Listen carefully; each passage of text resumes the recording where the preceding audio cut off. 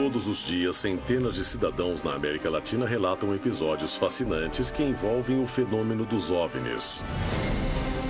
Muitos desses casos são veiculados pela mídia, despertando a curiosidade da população.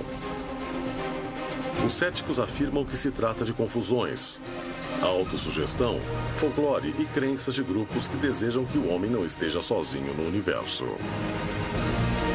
Mas como justificar esse argumento quando as testemunhas são pilotos e controladores aéreos? O que há por trás dessas histórias? Por que são testemunhos confidenciais? E por que esses relatos não vêm à luz? No Brasil, em 1996, um piloto viu um objeto incomum sobrevoando o estado do Rio Grande do Sul. Sem pensar nas consequências, dirigiu-se até ele para examiná-lo de perto. O objeto era tão grande que foi visto da Terra.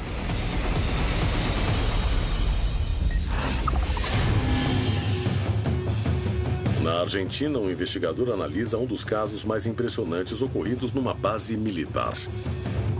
40 anos depois de ocorrido o fato, ele procura saber o que os radares registraram e o que viu o piloto militar que sobrevoou o objeto. No México, em 2009, o presidente Obama estava em viagem oficial ao Distrito Federal, quando vários objetos estranhos foram fotografados enquanto sobrevoavam o Air Force One.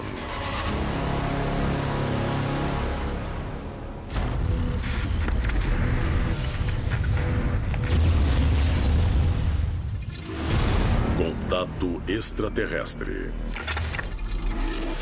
Apresentamos hoje OVNIs e aviões. Os pilotos são considerados testemunhas privilegiadas, mas seus relatos nem sempre vêm à luz. No campo da aeronáutica, os pilotos nem sempre dizem o que viram porque ficam constrangidos, porque dirão que são loucos ou então sofrem certa restrição para que não falem abertamente desse assunto. Os pilotos são privilegiados, têm um alto nível de treinamento. Tem um instrumental a bordo do avião. Eles podem resolver situações complexas. Além disso, tem níveis diferentes de altitude.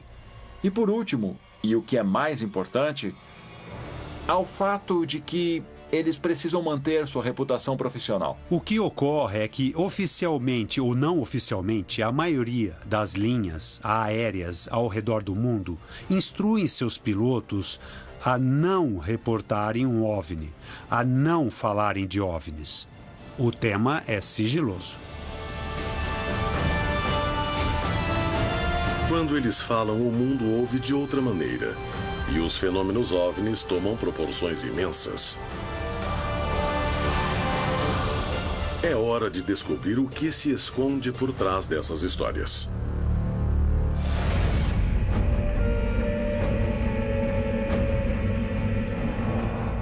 Em uma tranquila manhã de 1996, Haroldo realizava um voo de rotina a bordo de seu avião particular. Estava prestes a voar perto de um dos objetos mais estranhos jamais vistos na região. Tendo sido piloto de acrobacias, não hesitou em fazer manobras arriscadas para se aproximar e examinar o OVNI.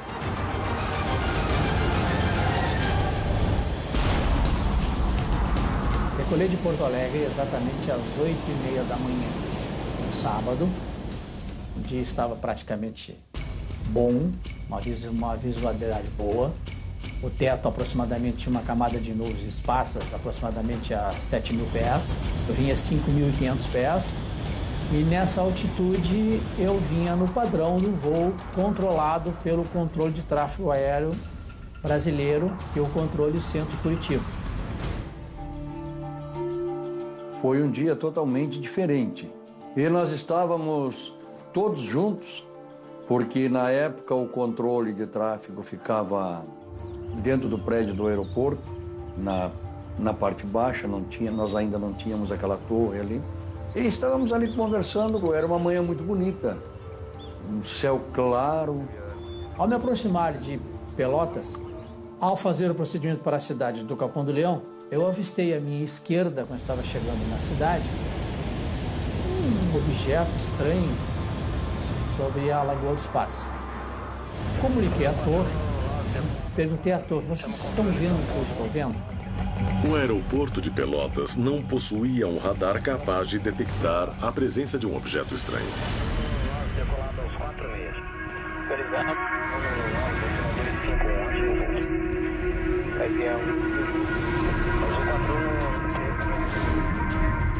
E nós conversando, de repente, nós olhamos em direção à lagoa. O que visualizamos nos deixou um pouco impressionados. Porque era uma sombra muito grande, não temos detalhes, maiores detalhes, digamos assim, do que poderia ser, mas era algo notadamente muito grande, creio que mais ou menos, aproximadamente o tamanho de um estádio de futebol.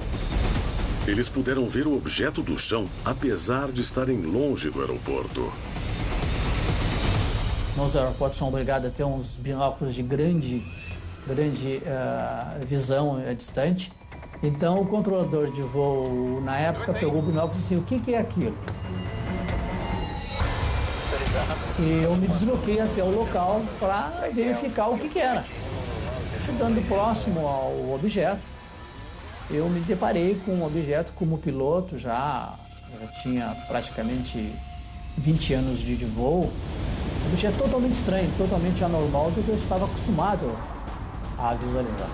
Comuniquei ao pessoal da torre, vocês estão vendo o que eu estou vendo? O pessoal, sim, o que é isso, Haroldo? Eu digo, não sei, eu vou olhar. O que a gente pode dizer que nós notamos de diferente é que ela era, além do tamanho descomunal que nós podíamos ver dali, ela tinha uma a formação dela era como se fosse uma pirâmide.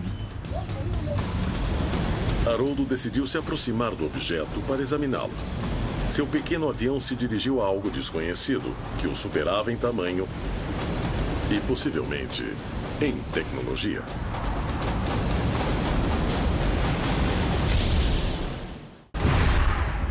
Esse objeto estava em cima da ilha da Saragonha, onde eu cheguei próximo ao objeto, bem próximo a ele, e tive a oportunidade de ter um voo de aproximadamente 15 minutos em torno e acompanhando esse objeto que se deslocava exatamente a 5.000 pés de altura ele estava. O piloto manobrava com muito cuidado, tentando aproximar-se cada vez mais do intrigante objeto. Dei 1, 2, 3, 4, 5 voltas em torno do objeto, com o privilégio de poder ir em cima e embaixo, várias vezes acompanhando o objeto.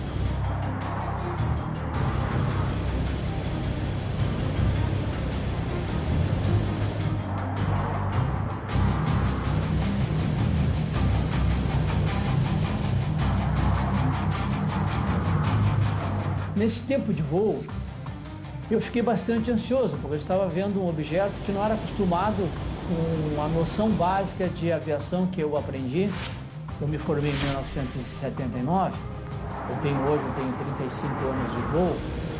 Então, naquela época, eu não estava vendo um objeto que realmente não era um objeto acostumado. Quanto mais via o objeto, mais ele confirmava que não se comparava a nada que conhecesse. Porque ele girava e tinha várias saliências. E ele não era totalmente redondo, ele era como se fosse um octógono, tinha 8 lados. E nesses lados tinha umas saliências. A cor do objeto era muito interessante, parecia um latão bronze enferrujado. Aí quando eu cheguei próximo, que aí eu tive a consciência que aquilo não era aquilo do nosso planeta. Ele queria se aproximar o máximo possível para descobrir do que se tratava. Eu tive a oportunidade de visualizar e procurar alguma saída de calor, uma saída térmica. Não havia absolutamente nada. A parte de cima desse objeto era bem arredondada, como se fosse uma cúpula. eu posso especificar exatamente a altura do objeto. Como no avião eu tenho um altímetro, ele tinha exatamente 60 metros de altura. Quando eu estou completando a quinta volta, aquela cúpula de cima abriu.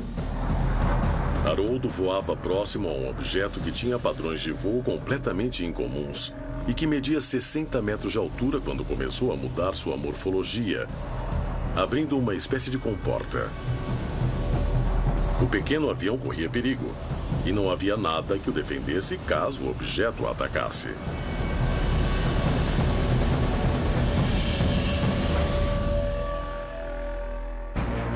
As histórias de avistamentos envolvendo pilotos e controladores aéreos se repetem por todo o continente. Há cerca de 50 anos, na Argentina, um caso teria ocorrido no centro de uma base militar. Existiriam provas físicas da presença e da interação de uma suposta nave extraterrestre com um avião da Marinha Argentina.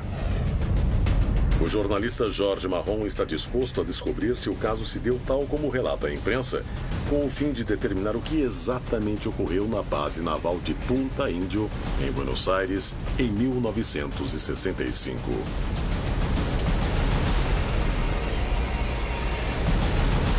A imprensa relatou que um objeto havia sido detectado por um radar e que um piloto decolou para interceptá-lo. Ao sair de uma nuvem, o piloto teria se deparado com o objeto. Mas existem provas concretas desse incidente? Para obter todas as respostas, o jornalista Jorge Marron se reunirá com a primeira pessoa que investigou o caso, Fábio Zerpa, um dos ufólogos mais renomados do continente, que teria sido o primeiro a pesquisar o ocorrido. O que sabe desse caso? Bom, foi um caso que, para nós, foi exemplar na ufologia mundial, porque havia um bip no radar da base de Punta Índio que já estava lá havia muito tempo e chamava a atenção.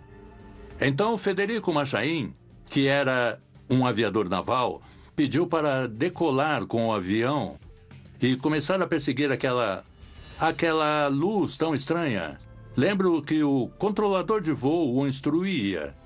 Olha, está à sua direita. Então, ele virava para a direita e não estava mais. Disse, não está à sua esquerda. Ele virou para a esquerda e não estava mais à esquerda.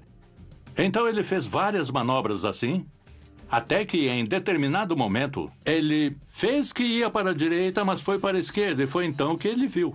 Foi o primeiro piloto militar, até onde eu tenho conhecimento, que viu um OVNI muito de perto. Por que este caso é tão importante para o senhor? Porque uma base naval de um país aceitou a realidade dos OVNIs quando o captaram fisicamente no radar de uma base naval. E isso é muito importante. Houve uma investigação oficial e a que resultado chegou? Quem fez a investigação oficial foi o capitão Pagani. A versão oficial foi dada pelo próprio chefe do Departamento de OVNIs da Marinha de Guerra Argentina. E o que concluíram? O que disseram? Disseram que era verdade. Verdade? E isso permitiu que o caso fosse difundido e que o nomeássemos. Qual é sua teoria sobre esse objeto que apareceu? Que era uma nave extraterrestre. O encontro com o respeitado ufólogo Fábio Zerpa revela que o caso envolveu várias testemunhas e especialistas que não puderam explicar o fenômeno que observaram. Ele está convencido de que era um objeto tecnológico de origem não planetária. Em 1965, o piloto afirmou ter visto por um instante uma luz estranha na parte posterior de seu avião. Pode ter sido um erro causado pela escassa visibilidade que ele tinha numa zona nebulosa? É hora de investigar mais a fundo o que há por trás dessa história. O que dizem os especialistas? Jorge Marron está disposto a descartar todas as possibilidades até chegar à verdade sobre esse caso.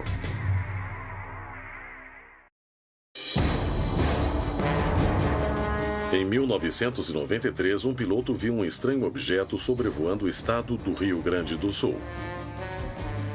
A nave era desconhecida e tecnologicamente superior ao seu avião.